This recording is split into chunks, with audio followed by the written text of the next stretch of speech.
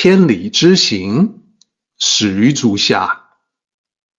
A journey of 1,000 miles begins beneath the feet. We now gather in the Tao to travel the journey together. Welcome to Tao Talks with Derek Lin, where we take a deep dive into the Tao Te Ching by Lao Tzu.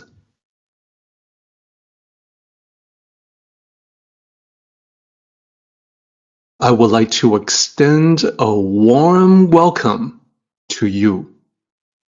Thank you for joining us.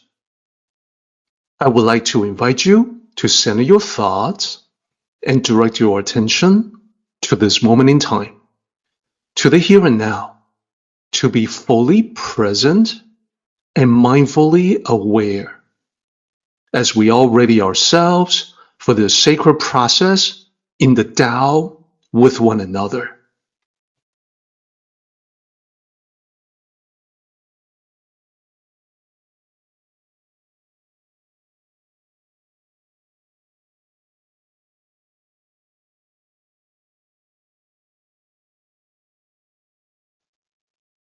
The concept of the infant is a recurring theme in Tao cultivation and also in the Tao Te Ching that underlines the importance of the idea.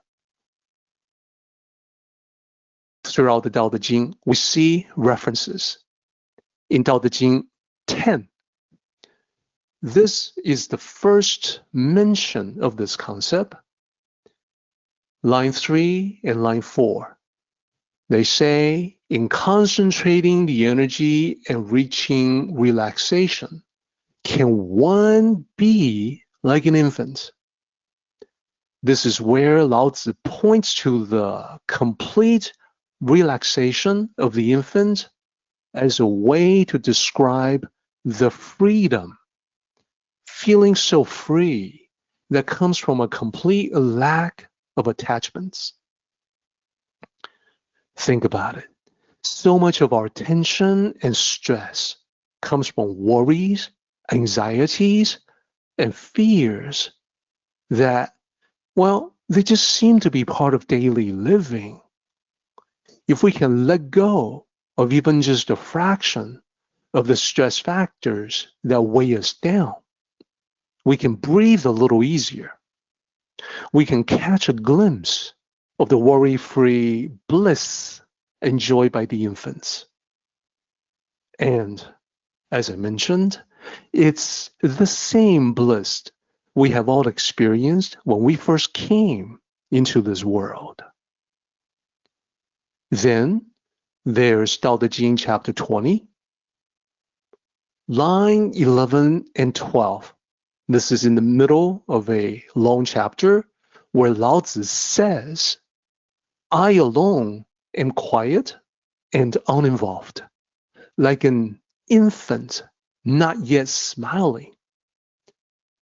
So Lao Tzu is talking about an even more primal state, the ultimate primal state of a human being, because an infant starts smiling around 6 to 8 weeks of age as a response to something like appearance voice, appearance face, or smile.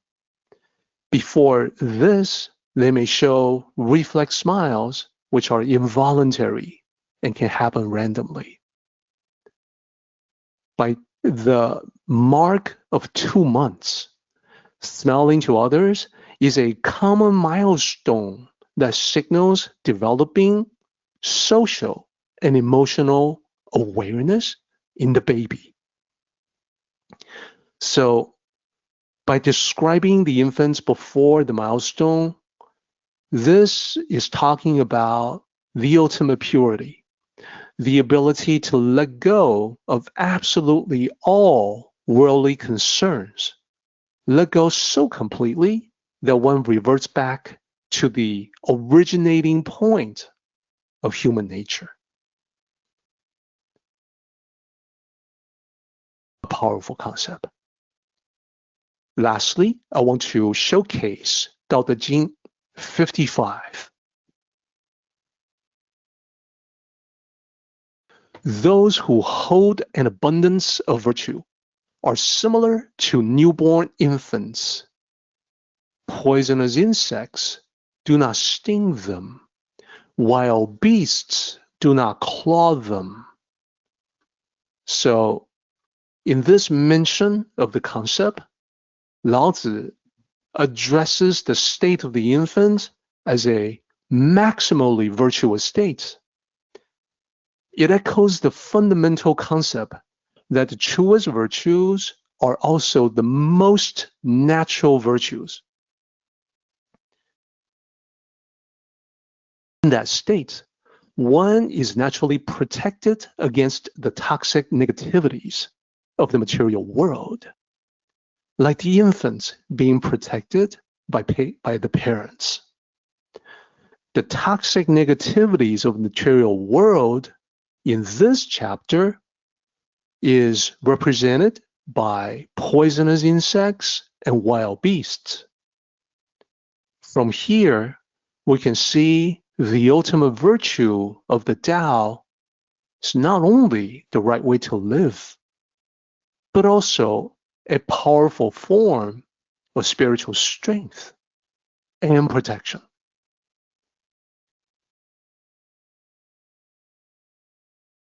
And I want to, in closing of this slide, mention that this concept is not unique to the Tao.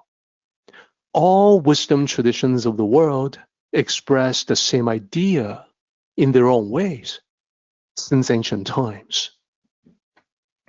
In the Bible, Matthew 18 begins with disciples asking Jesus, "Who then is the greatest in the kingdom of heaven?" So Jesus places a child among them and answers, "Truly, I tell you, unless you change and become like little children, you will never enter the kingdom of heaven. Therefore, whoever takes the lowly position of this child is the greatest in the kingdom of heaven, and whoever welcomes one such child in my name welcomes me." This draws a clear connection between returning to the state of the infant and being spiritually powerful and spiritually virtuous.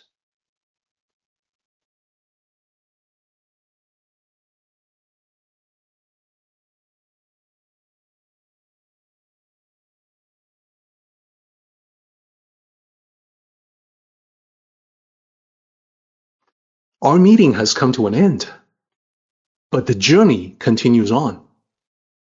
Until next time, may the Tao fill you with peace and happiness.